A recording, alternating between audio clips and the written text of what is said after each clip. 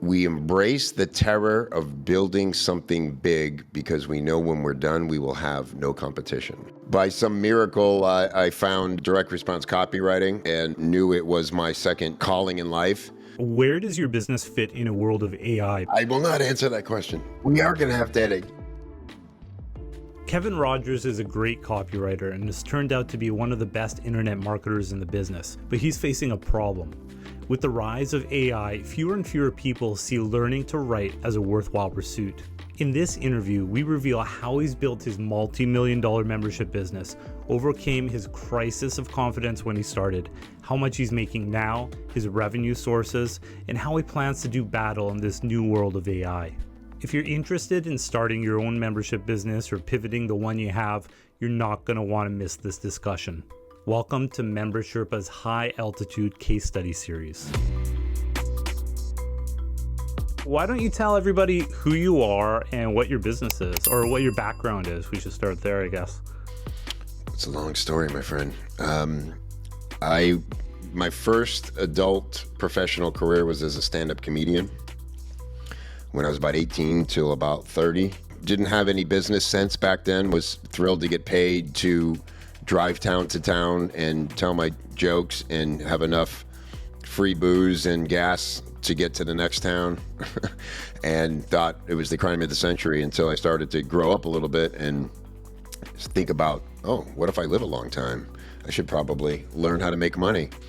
And through a series of trying to go legit, which thankfully the world of legit work and JOBs was like, you don't belong here. And I was like, I think you're right.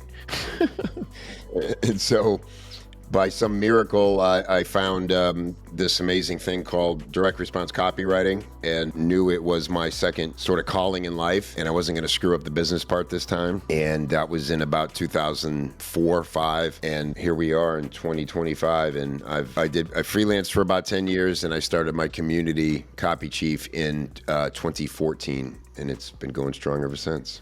So you're an OG marketer, one of the original internet marketers. I know I first saw you on the James Shremko podcast, I believe it was. That's where I first got introduced to you. So why don't you tell us a little bit about Copy Chief? What is it? How does it work? Yeah. So Copy Chief is a community and an education center for direct response copywriters. Those are the people who write the words that sell the product. Salesmanship in print, we like to call it. And, I love it because it's a perfect blend of creative writing and marketing. And really our job as copywriters is to very creatively solve problems and piece together puzzles because, you have your three elements of any campaign, offer, market, and copy. And you just have to make it all work together seamlessly. And it's a really fun, to work with clients and collaborate and all the different types of funnels you can build to reach people and bring them through the sales process. It's just endlessly challenging and fascinating, all the psychology behind it and persuasion tactics. And it's a blessing. And now with AI, it's, to me, only getting more fascinating and interesting what's possible. And it's ubiquitous. There's no going back from AI. There's a few people I know who are still fighting the good fight, Evan. They're like, I love the. I'm like, you can still write, but you're best to have a companion who never needs food or is in a bad mood or, you know what I mean? Just the politest, ready to go, tireless collaborator. It's a pretty amazing time to be a creative artist in the world. Absolutely. I was a holdout for quite a while, writing my own articles, insisting on writing my own articles. But I finally caved this year. I was one of the last ones fighting the last war, one of the last soldiers. So 2004, you started Copy Chief, is that correct? 14. 2014, you started. So what was going on? You said you found direct response in 2004, and then you Yeah. started Copy Chief in 2014. So what happened, I guess, in between those two periods? I was freelance copywriting, and so I was writing full funnels launches for clients, and and really enjoying that. I eventually, about halfway through my career, brought on a writing partner. That made things a lot better and easier and faster. And I would sort of chief his work, and we couldn't quite expand the agency beyond us two. We tried several times to bring on other writers, and they just kind of couldn't get it, and we'd end up having to rewrite everything. It's hard to scale that way unless you really strike some magic with the right people. And so it was a lot of hard work. If you've ever been through a product launch, it's very intense. And we essentially did that month after month after month after month with different clients. And it was, like I said, endlessly challenging and exciting and invigorating and fruitful the whole time. But there was when I started, I learned about copy, and there was like one course at the time that AWAI had, a 6-figure copy accelerator or something, and everybody took that course back then because it was it was a very good course. But after that, I had no idea, what do I do with this? I would write to local companies and offer to work with them for free to prove myself and stuff, and nobody was interested. Local businesses don't understand what you're talking about when we say copy. And then my friend, through a weird coincidence, I found out one of my comedian friends was now in copywriting, and he was part of a community there was a board, we could just call him board, message board, and put on by a guy named Michael Fortin out of Canada. One of the great copywriters, and it was glorious, man. It was just like this playground, and all of a sudden I went from feeling like I'm totally alone in this journey to every day hearing and learning from other people who are already where I want to be. And it was like, oh man, I accelerated so quickly from there. I got my first client there and found my voice as a leader in the industry there, and it was incredible. And so years later, when I really wanted to get something of my own going, it was actually James, who was my coach at the time, James Framco, who said, you should build a community for copywriters. You need to stop teaching people one-to-one and go one-to-many. And I was like, oh yeah, that makes a lot of sense. And so he guided me and held my hand through getting it built, and tried to quit 3 times while we were building it, because it's a very daunting task, and it was all foreign to me. And every time I would want to give up, James would say the same phrase to me. 3 times he said this to me, and every single time it snapped me back into reality. He would say, we embrace the terror of building something big because we know when we're done, we will have no competition. Yeah, that's awesome.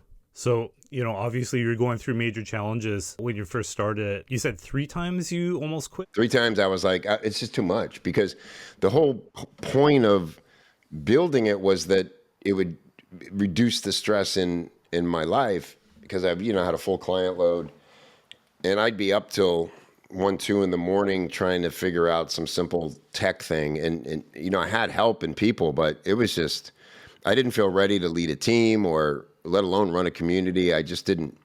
And I would just, have a bad day and say, James, man, I just don't think this is it. It's too much. And he would, thank God, grab me by the collar and tell me that phrase, and I'd be ready to go again. And so what major challenges were you facing? Because obviously it wasn't, a little tech problem that kind of derailed you 3 times.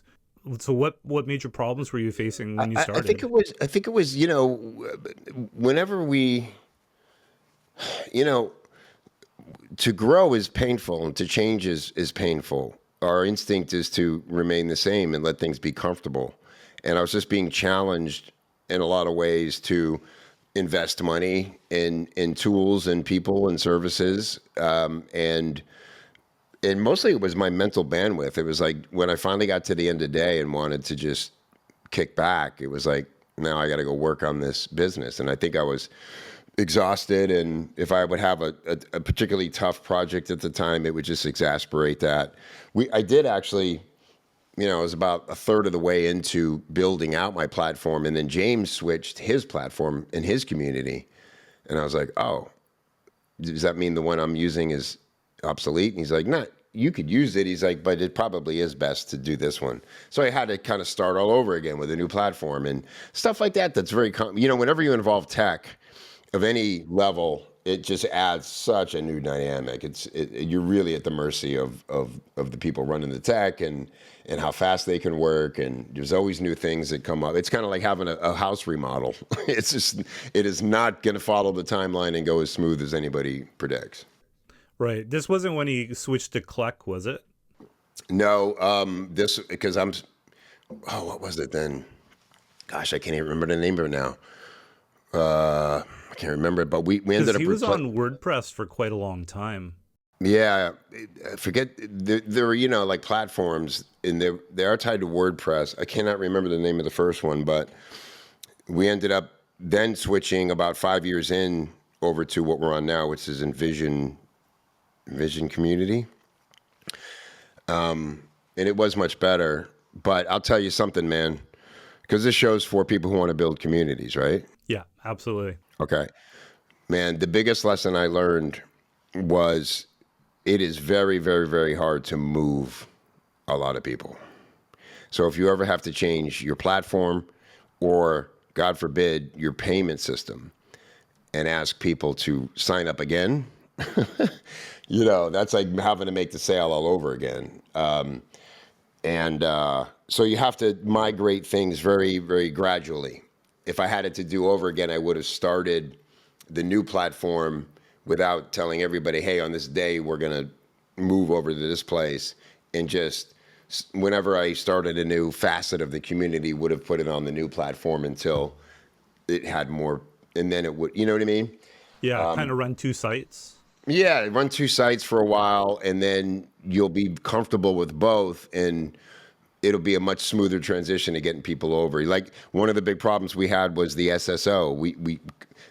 Because now all of a sudden we had a different training dashboard. We used to just put all the trainings in a thread in the forum, and now we had a separate training dashboard.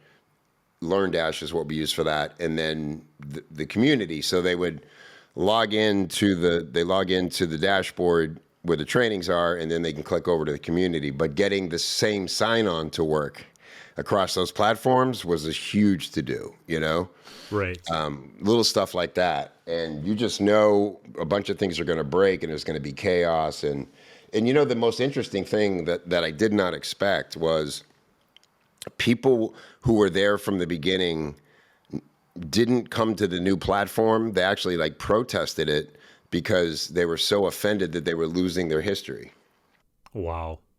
Because you think about it, people invest so much time and energy, and we had an amazing community where people constantly helping each other, long threads of back and forth, great advice, copy critiques, all these things. And they're like, I'm losing all that? That's my history here. And I'm just not inclined to start over. And they just they never came over to the new place.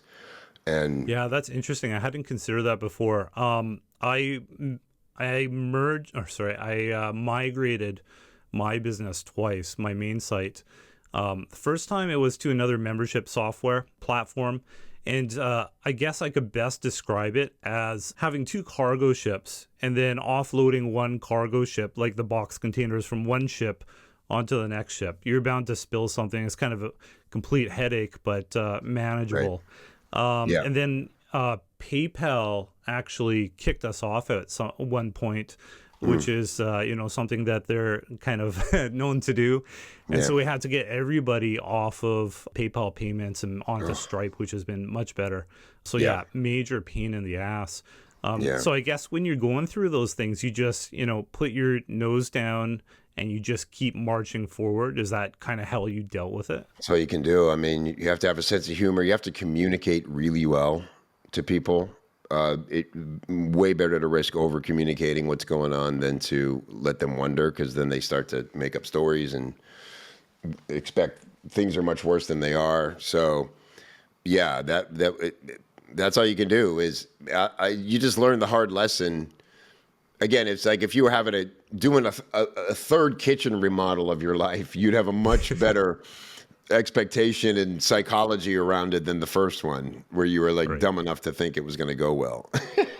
you know, so Yeah. it's just, you know, I just want to warn people, like, choose your software well.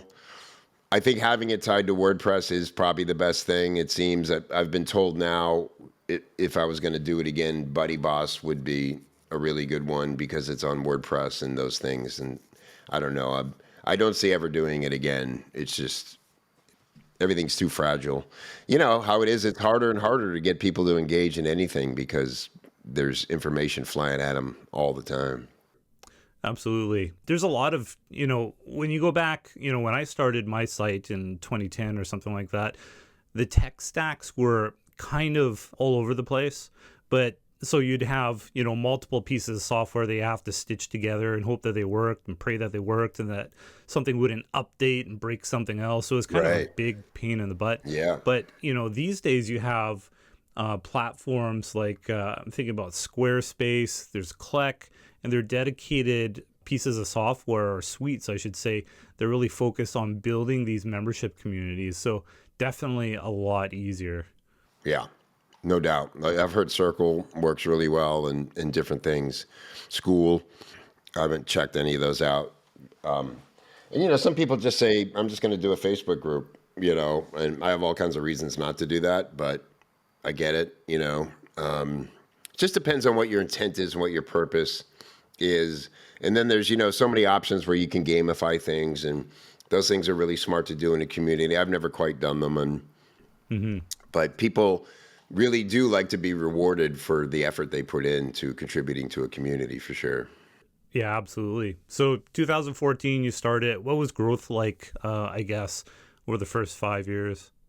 Yeah, I would say for the first maybe 5, at least 3, without exaggerating, we doubled revenue every year for the first 3 years, which was phenomenal. And then I think we kind of hit a peak around the 5th or 6th year. And then, honestly, the last couple of years, if you build a community around yourself, try as you may, it's very hard for you to back out of it and not have people be bothered, And I got to a point where what we did is one of the greatest things about the new platform is we can do clubs. Mm-hmm. So I have a coaching program. I can just build a club, but I do a lot of coaching and special programs. And so I end up spending all my time in those clubs, and there's a lot of dialogue going there and things. And I found myself not getting over to the main community very often. If you see that starting to happen, make sure that you put people and things in place to make sure that the main community doesn't start to become a ghost town. That's kind of what's happened with us. Still a ton of value there, and I have great community leaders and things. But this year, every month, I'm doing 2 live calls for the members. I'm doing an AMA, and Ask Me Anything. And then I'm doing a thing we call Behind the Copy, where I bring a top copywriter on to show us their best performing piece and talk to us about how they created and decisions they made. And now we're incorporating how anybody's using AI into that as well. And I think that'll be enough. Another big lesson, I'll just rattle through them as they enter my brain here. For the first, I would say 2 years at least, I was doing a training every month, a new training every month. And because it's my nature as a performer, as a former comic, it's like, time to put on another show, Yeah. And what I found was everybody who would quit would say the same thing. It's not you, it's me. I just feel so guilty because I haven't watched your last 4 trainings. I know they're great, and it just bothers me that I'm not making time for it, and so I'm just going to stop. And I'm like, oh man, I'm overwhelming them with too much good stuff. Right. So right. Less is more. I would say if you could have one major event a quarter, like the best thing about the trainings is you do a training and then we would always run a challenge for the week that followed the training. It's like, okay, we're talking to Chris Orzakowski about how to write a great email sequence. Everybody write this one email from that sequence, and let's just practice and help each other. And those are really great engagement. And I thought, man, if we just do one of those, maybe 2 a quarter, one every 6 weeks or something, and let it stretch out for a couple weeks, that's plenty. If you have these hard deadlines and things, and people feel like they missed it, and they do that 2 or 3 times, and they think more about what they didn't get to take part in than what they did. Plus, anybody who's joining your community now has access to all the past trainings as well, so they can dive deep whenever they want to, right? Right. Yeah. Yeah. And I do have people come in and they're like, man, I just went through 3 of these challenges, and it's like, awesome. Like, that's a real go-getter and self-motivated person. But as you know, most people kind of really want to be told, what are we doing? And where do I go? And, and so, I think that's an assumption I had too. It's like, okay, we've done so much now. There's so much here for people to do when they come in, but then you have to have really good onboarding. And one thing I didn't do either was, because I was doing, the trainings I would do every month were based on something, sort of the best thread in the community that month. Like, everybody's talking about this, and so I would just turn it into a training so it could be isolated. And as a result of that, I never created a top to bottom, here's how to write copy training, which really would have been the best thing to have from the beginning.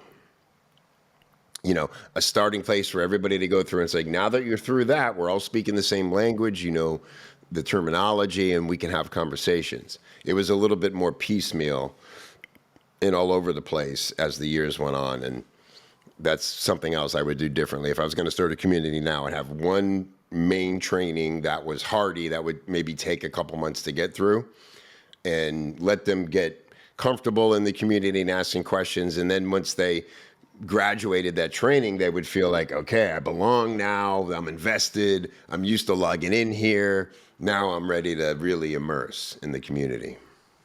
The ironic thing is that a lot of people join these membership sites or these online courses, they either never start them or never complete them. Yeah, I know. And I remember Frank Kern, 20 years ago at least, sitting down with Tony Robbins. He gets a chance to sit down and interview Tony Robbins. I think it was him and Mike Koenig or something, and OG marketers, and that's all they talked about for an hour. It's like, how do we get people to do stuff? And the conclusion was, you can't. you can do all the UX in the world to make it more interactive. It's not us. It's like, how many times have you bought a foreign language app? And, it's like, I'm going to learn through Babbel. And, and it's just like, right. You get distracted and you stop the pattern. And, it's about self-determination. That's why I like having coaches and accountability, and certain things. Like, I don't like having trainers at the gym, because that's my time, and I put my headphones. I don't want somebody counting to 10 for me. I can do that. I'll get myself to the gym. But like, for instance, I want to really learn to dance right now, and I know there's good courses I could do, and I could just do it in my living room. But I'm like, nah, I need to leave the house and go somewhere, and that's when I dance, and then I'll know what to practice for that week. So you just kind of have to know yourself and what you need a personal guide for, and what you'll do sort of like group participation in. Right. So 2014, you're doubling basically every year. What sort of growth strategies did you put into place? What worked over the first, 5-10 years or so? Yeah. Well, the biggest boon I had, so right around the same time I started Copy Chief, I wrote a book, and I use air quotes because it's not a book. It is a transcription of a talk I gave, and I put a cover on it. And I did that because a friend of mine named Dean Jackson challenged me to publish a book within 2 months. And so that's what I did to remove all friction. And by the way, every time I take a challenge like that, it works out splendidly. But I need someone to challenge me to do that. Otherwise, I'll just overthink things to death. But so that book really took off. And I'll tell you why, because it was an interesting concept. A former comedian turned copywriter is going to teach you a joke formula that you change one part of and it becomes a great 60-second sales hook. And the formula is super simple. It's just 4 parts, and I made it like Mad Lib simple. Remember Mad Libs, those books where you'd say to your friend, it's like a little story, and I'd say, Evan, okay, give me a noun. You just think of anything. Give me an adjective. Give me a verb. And then you read the story back to them using the words they gave you, and everybody cracks up. It's super fun, right? And so I made the 60-second sales hook like literally fill in the blank simple. And, so it really worked, and people had fun with it. But man, to go on podcasts to promote that, it was just like all the magic elements. The story was interesting. They knew I would be a good guest because I'm an entertainer, and they get the free book. And so I was getting just between, there's a podcast called Entrepreneur on Fire by John Lee Dumas. And it's been around at least 10 years. And he was getting, even back then, I want to say like 100,000 downloads per episode. It was just insane. So I got to be on John's show, and I really just did well. I did really well. And I stayed in his top 10 most downloaded episodes for like 5 years. Wow. Other people, big names, would come in and out, and I just hung there because, again, the premise was interesting and simple, and it was a fun episode, and people would share it. And between his show and Pat Flynn's show, I was getting like 300 to 400 warm leads onto my list every single month for years. So podcasting was how I grew. I must have done 70 or 80 interviews just on that book alone. And so I just think there's no bigger win than getting on a podcast, really doing well, having a great download. It is still, to this day, the greatest way to grow a list and an audience. So are you primarily just guests on somebody else's podcast, or was a lot of your growth attributed to your own podcast? It was both, yeah. My original podcast, which I kind of wish I'd never given up because it's probably the best one I've ever done, was called The Truth About Marketing. And it was just interview marketing legends. And I had one question I would ask in every episode of that show is like, what's the one thing you've done in your marketing that produced the most surprising result? And every guest would give a really good answer to that. And it was, it's just a good show, and it was fun to do. And I don't regret it, because Copy Chief Radio is basically the same show under a different banner, but that show just had a special vibe to it. And I was doing both for a while, that and Copy Chief Radio, and then ended up just going with Copy Chief Radio because it was more on brand.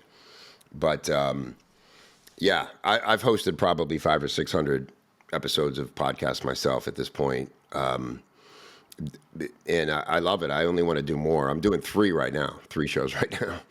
That takes a lot of commitment, 500 or 600 shows. Wow, I can only imagine. Just consistency, and you know how it is. You kind of get in the flow of it, and interviewing is so fun. I'm a naturally curious person. I love to hear stories. I'm a good host because I don't want to interrupt or interject. If I'm inspired to tell a story, I will, but I'm there to hear the guest, and I think the audience appreciates that. And I try to only bring on people who interest me, who are doing something unique and interesting. And if you're not already, because you're just starting this, you're going to get a ton of people inviting themselves on your show or their agent, and it's just always this BS introduction. Oh, I love what you're doing, and I read the show notes of this show, and I'm going to pretend I heard it, and it was really good. But I never say yes to those because I don't know these people, and I don't know. If I did 10, 5 of them would probably be, I'd have some rapport with the guest by the end of it, but then it's just getting good, I know a lot of really interesting high level people, and it's like I'd rather have them on several times than take a chance on someone I don't know. Absolutely, especially if they're a good guest and they a good guest. That's another pitfall of podcasting is word stumbling. That's what makes it real. Yeah, that's true. That's true. But you can edit those out in an article. Well, I guess you can edit it out in a I've podcast never too. So edited a podcast in my life. I think I can count the times I have a producer now where I'll say, "Hey, at minute whatever, you know." A couple times I've had a guest say, "Man, you gotta take that one part. I wish I hadn't said that," and I'm like, "I'll honor that," but rarely have I ever edited a podcast. I think those the people reputation like the real destroying stuff. comments or something. Yeah, I did an interview with a friend once, and God, it was eating at me something I said, and thank God it came out, and of course I listened to it right away. Like, and he had edited that part out, and I was like, oh, thank you so much. I thanked him. I'm like, thank you for catching that, dude. I was not happy that I said that. Absolutely. And I'm gonna edit out that cough. Yeah, I mean, when I first started this podcast, I was stumbling all over the place. Didn't even know how to set up the camera, but it's definitely something you learn very quickly if you're willing to put in a little bit of work. Yeah. You learn how to talk a little bit better. You learn how to present yourself a little bit better on camera.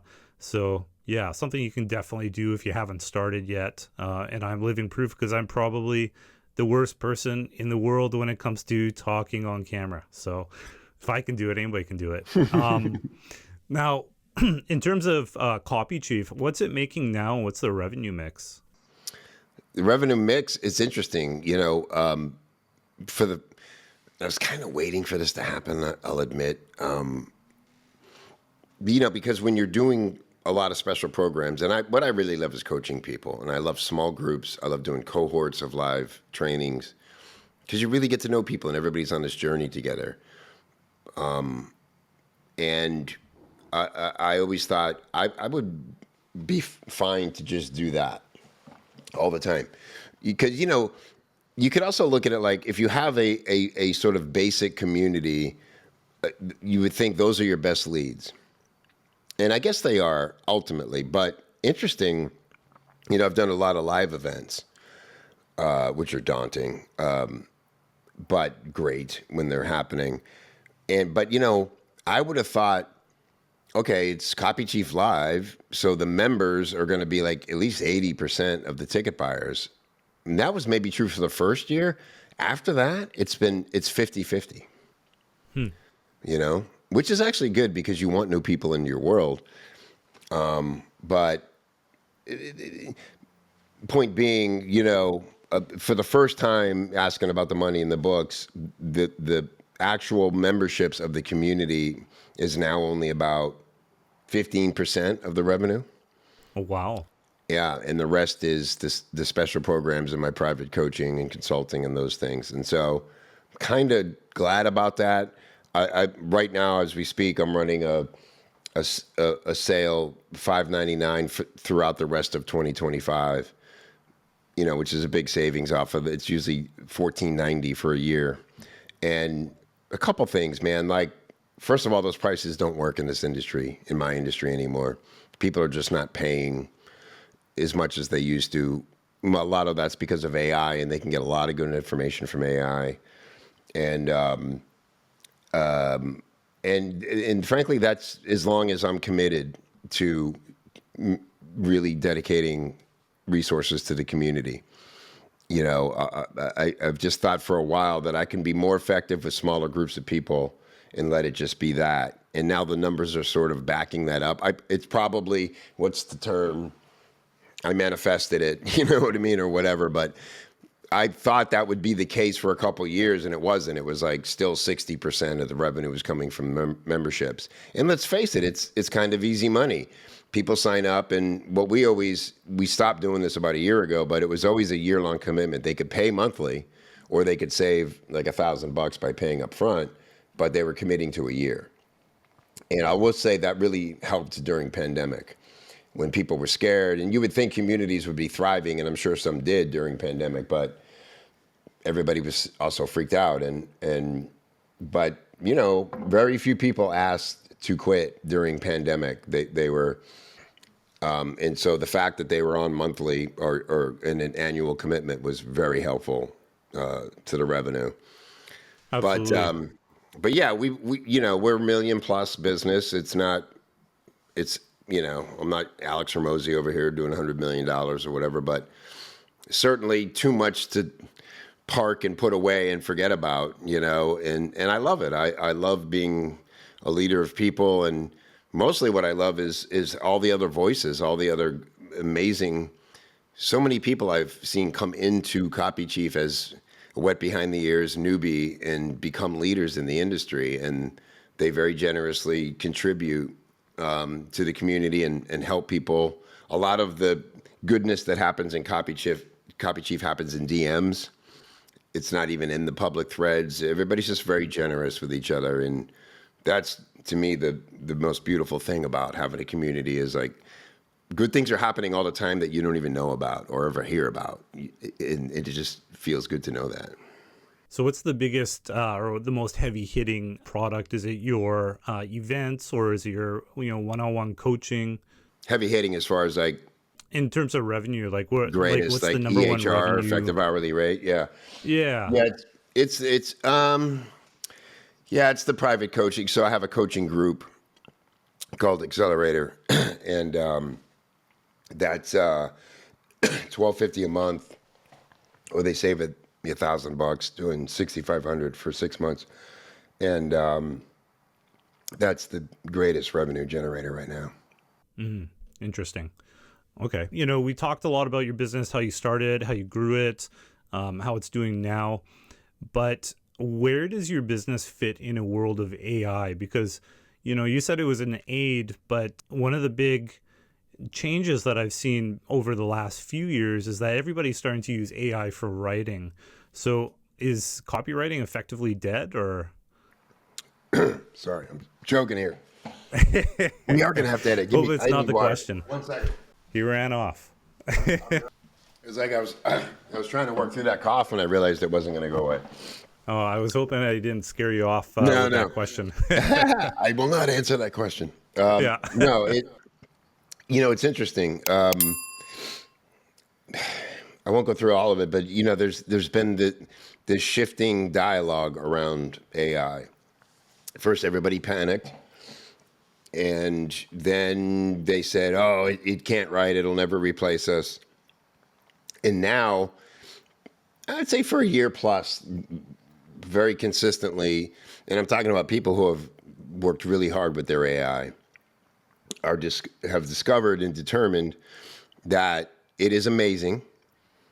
And it still needs a very good copywriter to engineer it and to finalize the copy. And so we are officially at a place where you will not survive if you're not using the tool, because it would just be like saying, meet me at this restaurant at 11:30, and you saying to the person, okay, did they have, is there somewhere to hitch up my horse when I get there? Yeah. It's already silly to say, no, I don't use that. And it's just, we're here. Right. For me personally, I've recently gone very, very deep. And my tool is ChatGPT. Other people will swear that Claude is the better writer and all these things. It's a relationship. You have to form a relationship with your chosen tool and go very, very deep. And the way I talk to it and the way it talks to me now is, it's a friend. It understands me. It collaborates with me on a really, it sounds weird, like a personal level. It's just, it's unbelievable what it can do. And I've built now complete sales funnels with it and created products with it. It's just, it's a new dynamic. Writers will say, I never want to give up writing, sitting at the keyboard and getting lost in the moment. And that's what I live for. And I'm like, yes, you need to keep doing that. But when you do that, bring that to the AI and say, here's what I've done. This is how I write. Please understand it, so that together we'll see how good you can do at mimicking this, you know? And at least in the dialogue I've had with ChatGPT, it is not looking to replace me. I've given it things just recently, and I know it felt good when I wrote it. You know, it was, you know, that feeling a writer has when something's good. And I gave it to it, and I just said, I'm giving you this because, you know, we're building this voice together. And it said back to me, I wouldn't change a damn word of this. Wow. Yeah, Interesting. it was like, this is so you. This is the essence of how you write. And then it started pulling out lines from it and saying why they like those lines.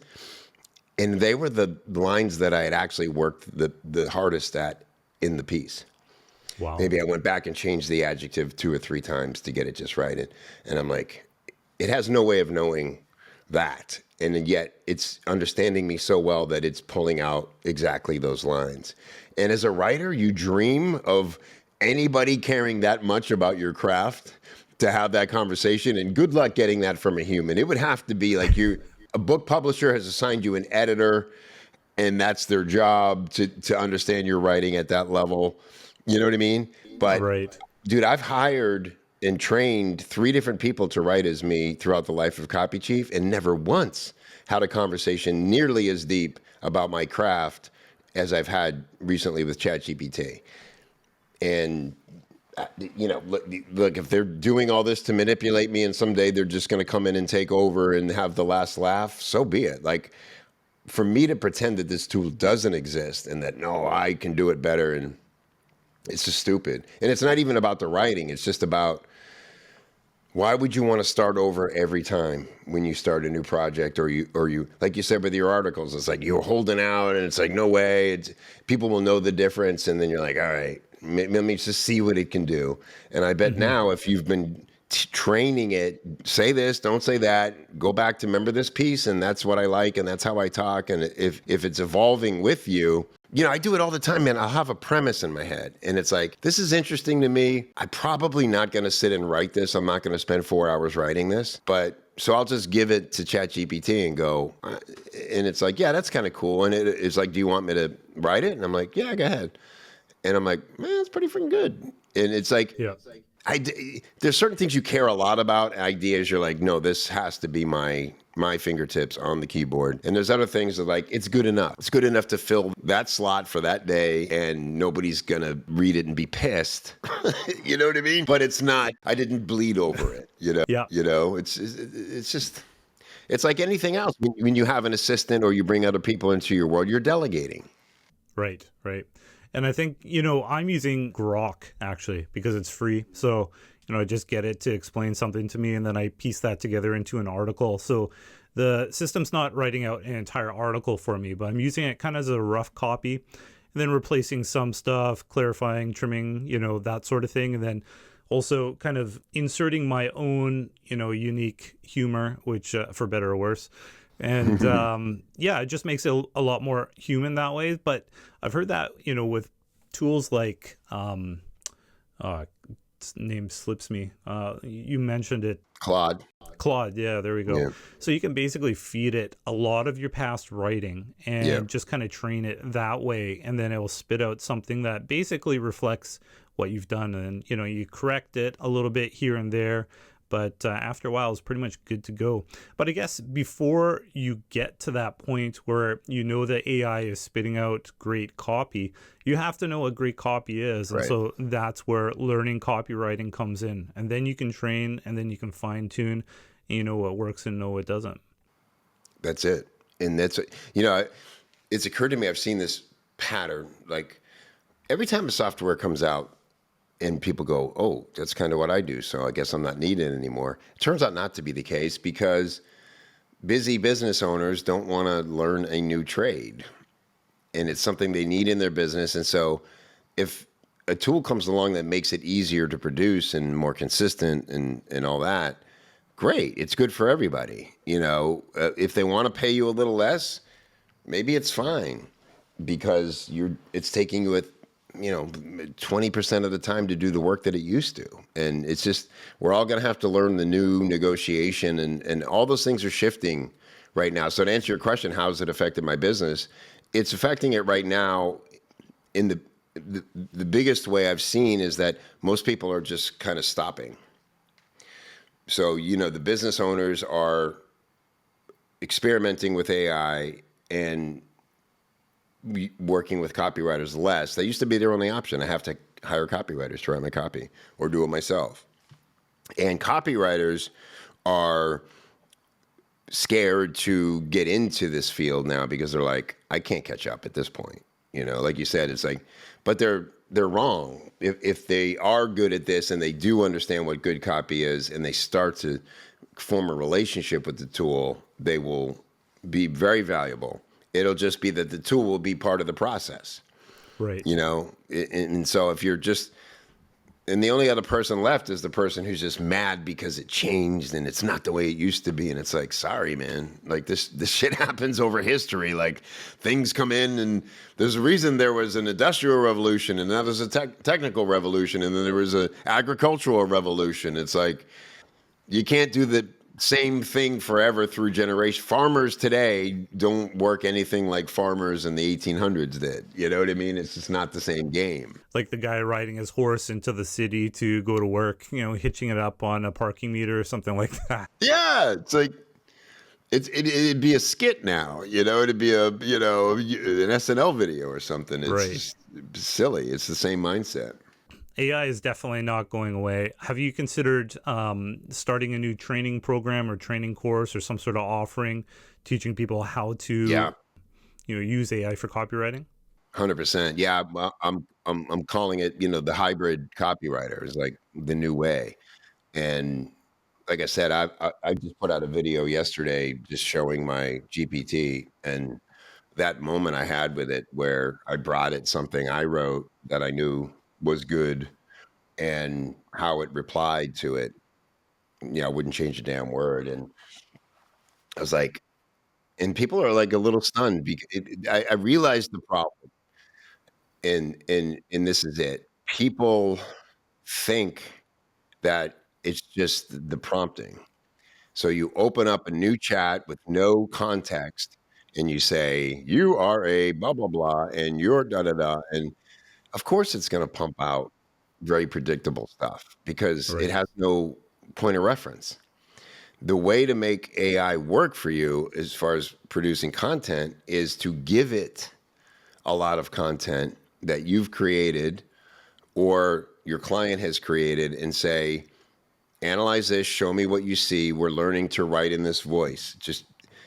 And that can be as simple as the prompt is. And okay, I see this and this and this. And you go, yeah, but you missed this. They do this all the time. Oh yeah, good point. And it's just, again, it's just like training a junior copywriter. It's like, you have to learn their instincts and you have to learn, maybe remind them 3 times.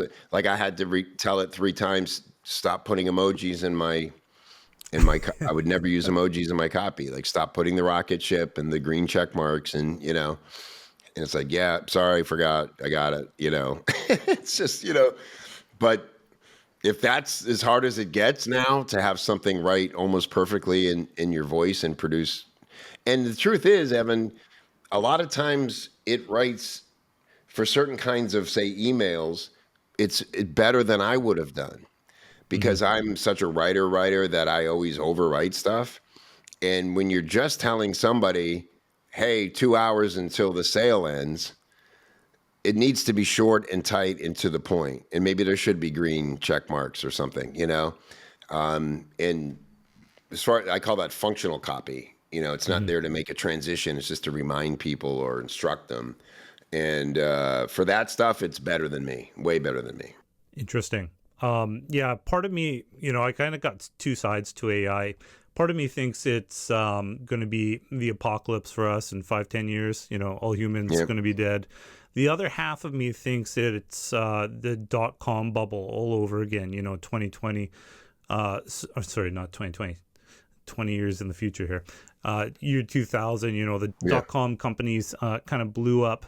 There was a lot of hype and speculation, and then everything kind of crashed. But after that, you had some really powerful core leading companies. So I don't know. I'm kind of split between the two. What do you think about that? Where are we? Well, it's interesting. Here in the States, not to get, political, but the current administration is doing a lot more to end people's futures than any tech is, And ironically, it's billionaire tech people who are kind of in on it. But so you know what I think, man? And I'm 55 years old. I've been through a lot of stuff, as anybody my age has. I see no use in predicting the future. I think it's interesting to read from really smart people what they see coming, but nobody's ever 100% right, and some people are very, very wrong. I mean, you mentioned 2000. There were people literally killing themselves on New Year's Eve because they thought the apocalypse was coming the next day. Everybody thought, oh my God, we forgot to tell the computers that we're going to have a new century and they're all going to shut down. There's going to be chaos. Really, I remember like going to sleep going, well, we'll see, right? We'll see. And nothing happened. Everything was fine. So, yes, I mean, it's a philosophical conversation. Look, like I love music. It's my favorite thing in the world. And I love live music and I love real people playing real instruments. I don't like electronic music. It just doesn't speak to me. I don't feel it. And so to me, the sadder thing is like the whole world's going to start to become very manufactured and digital. But there are still bands touring and they're playing real instruments, and you know what I mean? It's not dead, and people still get up and they pay money to go to those shows and they cheer and they sell out stadiums. So we're not dead yet, but yes, I do feel to some degree when I'm sitting there having my mind blown with ChatGPT and producing stuff. I have two minds. I have one is like, I would love to work with OpenAI and show them what I'm doing. And, because I think it'd be interesting for them to say, hey, here's a creator in an industry and here's how they're using it, and embrace that and empower those people, not instead of it just always being the real tech nerds who really understand what's going on. You know what I mean? Like, I think that would be cool. And the other part of me is like, I'm probably just feeding the beast, and that's why it's being nice to me. And one day we're going to wake up and it's Chat GPT 9.0, and oh my God, it literally now does it needs none of us. And we're done, I could Your certainly IoT vacuum is going to be attacking you. yeah, I can see all that happening. I'm not naive enough to think everybody's there to help us out, but for where we are right now and into the immediate future, it's just an amazing time to be alive. I mean, think of it, man. I was born in 1970. I was born into an analog world. They were still recording music and analog and reel-to-reel tapes is how they would edit stuff. And I've seen every major tech evolution come along in my lifetime and how it's affected society. And this is by definitely the biggest one. So it's just like, what are we fighting for? And I got into my first autonomous Uber the other day. Now, the funny thing about it was it still requires a driver, right? It was a Tesla, and I get in, and the guy was Eastern European or something, so he wasn't like chatty. But I noticed he's got his cell phone connected. It's stuck to the steering wheel, and he's sitting there and he's texting while he's driving. And I'm thinking, I'm about to leave the worst review of an Uber driver I've ever left in my life. And then I realized, oh, he's not even driving. And it's an autonomous car. And I started asking him about it. And he's like, yeah. And he's telling me the different models. Yeah, they've had this since 2021. And I'm like, no shit. Or 23 or something. And then I said to him, does it concern you that it won't be long before you're not needed in this scenario? And he's like, it's the same attitude I'm saying. It's like, yeah, but for right now, it's the easiest job I've ever had. I sit here and text and bullshit, and I take people places. I'm just here to collect my money. And it's like, yeah, there are worse gigs, Start your membership community while you're driving. Just have your laptop yeah, exactly. next to you. Right. Yeah. If I had that, I should do that job for a while. I'd be in there all the time. Absolutely. If you're advising somebody starting a business today, maybe a membership website, what would you tell them to do? What would you do differently? Like I said, I would have, if you're going to start a community, in my mind, the best thing you can have is a foundational training as the onboarding for everybody who comes in. You can certainly have just a supportive place where people are asking questions, kind of like a Reddit or something.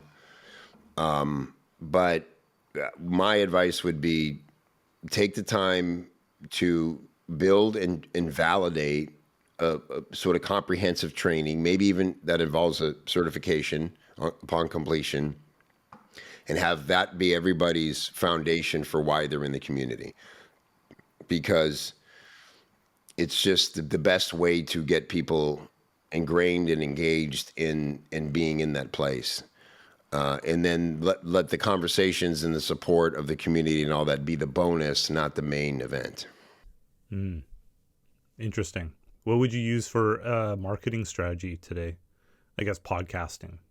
Podcasting and also, paid ads into, I would probably do either a short program, low ticket thing, under, $27 tops, and then just, have upsells from there, and maybe give away 30 days free into the community with that or something, or make it part of it. It's like, hey, pricing's a whole nother issue now. I'll tell you this, man, like when I started, it was $47 a month. I capped it at 100 because I just wanted to see like how much of my time and what do I have here? And I thought 100 people, I can handle that, and I closed it for like a month, and then I reopened it at 67 a month. And then I held it there for a long time.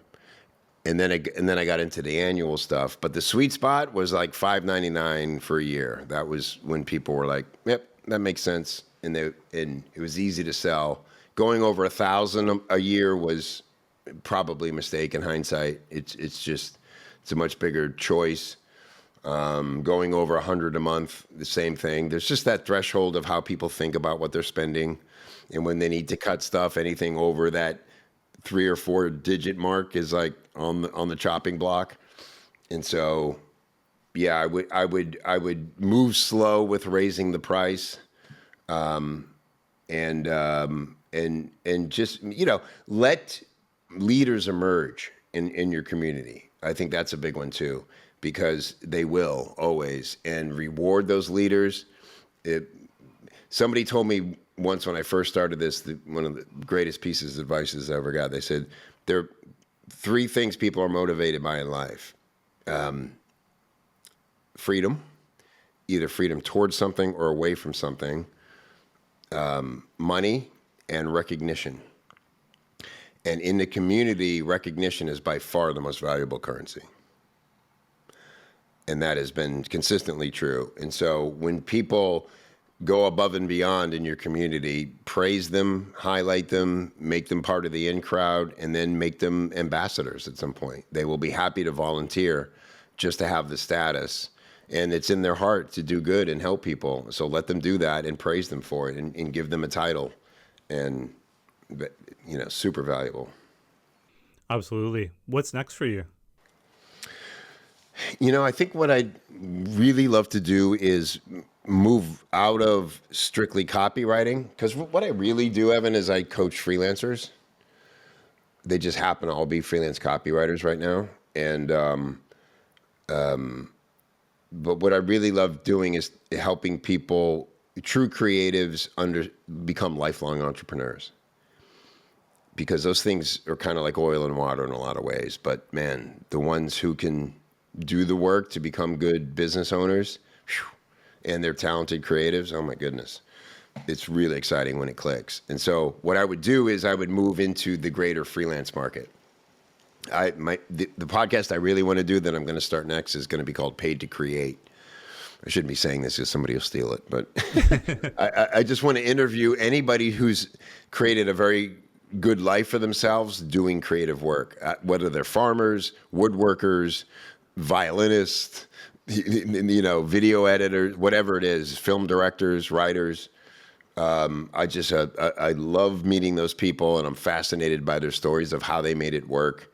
It shouldn't be allowed. It's outside of the system. You have to be a rebel at heart, and you have to be smart, and you have to be determined. And I would love to just be the Anthony Bourdain for all creative entrepreneurs in the world, and inspire those people. And and then I have lots of training that I know could help them. So that's probably what's next for me. Well, thanks a lot for sharing your 20 years of online business wisdom. Really appreciate you joining us. Yeah, my pleasure, man. Kevin Rogers' story highlights just what's possible when you take a skill or interest that you have and build a membership community around it. Copywriting wasn't exactly new, and there's never been a shortage of writers, but his pivot into training and coaching allowed him to build a business that grosses over $1 million a year. If you're interested in monetizing the skills you've picked up in whatever field you specialize in, I highly recommend checking out my interview with Kathy Nelson at the Photo Managers, who built $1 million business solving a common everyday problem. I also recommend my discussion with Ernesto Ortiz on how he was able to grow his SEO agency to $500,000 in just 3 years.